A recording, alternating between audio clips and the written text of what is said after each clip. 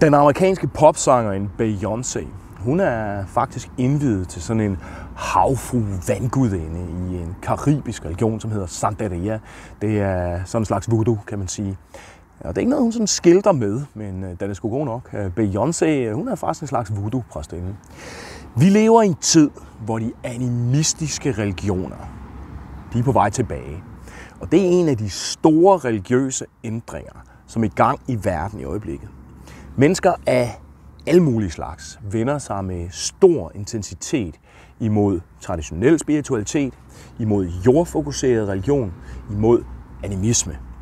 Og du ser den her trend blandt indfødte folk rundt omkring i verden. Du ser den blandt afroamerikanere.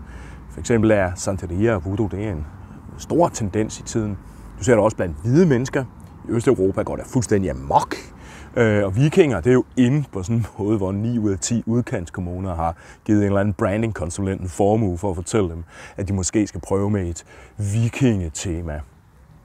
Der er dem, der i dag taler om en inner revolution in white people. Og nordisk religion synes at spille en vigtig rolle. Jeg havde for nylig kontakt med sådan en australsk aboriginal elder, som i øvrigt også er sådan en totalt feminisme og indfødt viden professor fra Jeg skal give dig skære. Og hun har også nordeuropæiske forfædre, som hun dyrker. Og hun mener, at noget er i gang med at manifestere sig ud af Skandinavien. Og det tror jeg, hun har ret i. I dag udfoldes nordisk religion i helt nye sådan, genre af kunstnerisk udfoldelse, musik, litteratur, kropskunst, tænkning. Ikke også?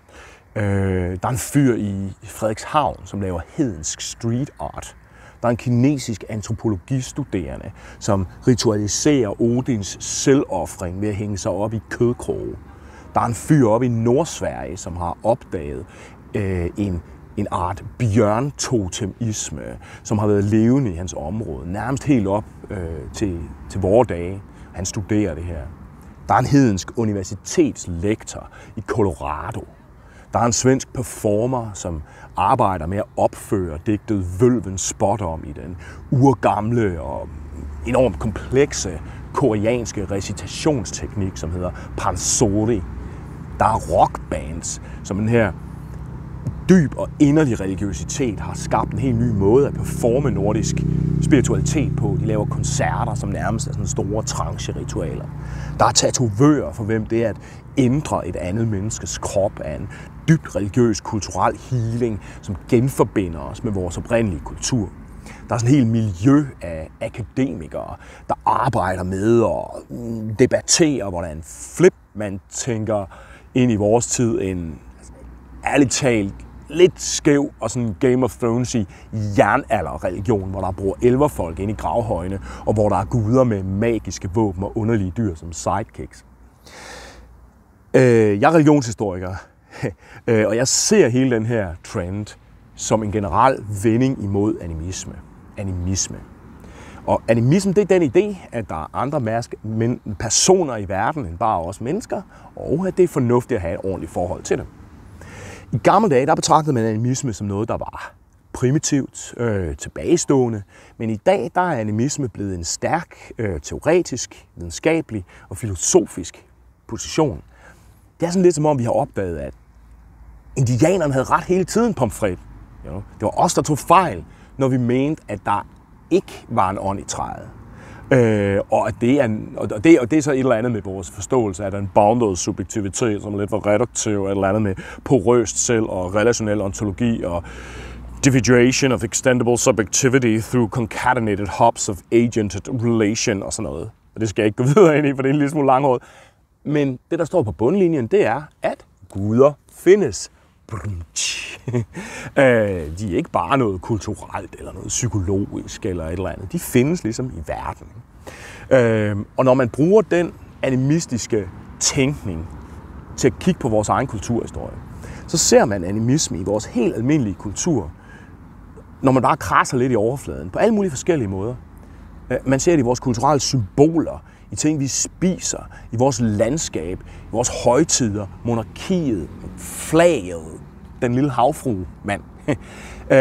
Når man ser på de her kulturelle motiver, så ser man ofte, at de har fået deres nuværende form i en art forkastelse eller fortrængning af en animistisk viden, som ligger lige nede under overfladen. For animisme opfattes som modsætning til vores moderne, rationalistiske verdensbillede. Det er ikke så normalt i dag, at man tager ud til en gravhøj og giver øl til den trold, der bor derinde. Og derfor bygger vores moderne, almindelige selvforståelse på en art fortrængning, forkastelse af animisme. Jeg vil bare tage et eksempel, ikke? Og det er historien om den lille havfrue.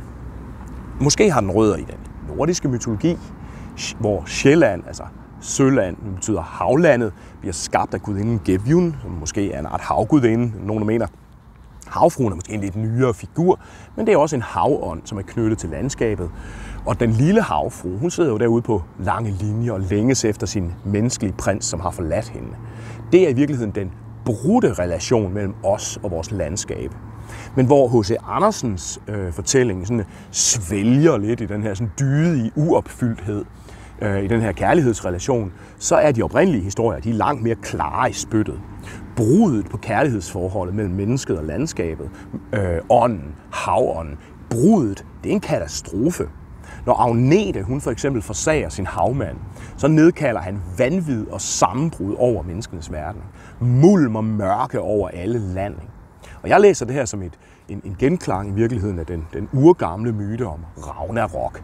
Og den myte kan man forstå animistisk som det kollaps, der følger, når forbundetheden i verden bryder sammen. De forskellige magter, som vi kender fra den nordiske mytologi, guder og jætter, for eksempel, de holder op med at have de her underlige og forskellige artede og mangesidige relationer med hinanden. Og i stedet for så synker de ned i sådan en ensidig kosmisk konfrontation, næsten ligesom kristne engler og dæmoner. Og den her lille, forsmåede havfrue, hun er på en måde et tegn på det her syndefald. Vores forkastelse, vores forsagelse af den her animistiske forbundethed, den her relation med landskabet. Eddadigtet Vølvens Spådom, hvor man kan læse Ragnarok-myten, det kan man se som en lære om, at når forbundetheden går fløjten, så bryder hele lortet sammen. Og det er det, vi er i gang med at opleve i øjeblikket. Klimaforandringer og biodiversitets sammenbrud, det stiller os formodentlig over for en af de største katastrofer i livets historie siden dinosaurerne, mand. Vi står over for Ragnarok. Og den her myte, Ragnarok-myten, den er opstået på et tidspunkt i historien, hvor man faktisk mytologisk reflekterede over klimaforandringer, som på det tidspunkt havde smadret i grus de skandinaviske samfund i det 6. århundrede. Ragnarok er, mener jeg, en mytisk refleksion over, hvordan sammenbrud følger, når den animistiske forbundethed mistes.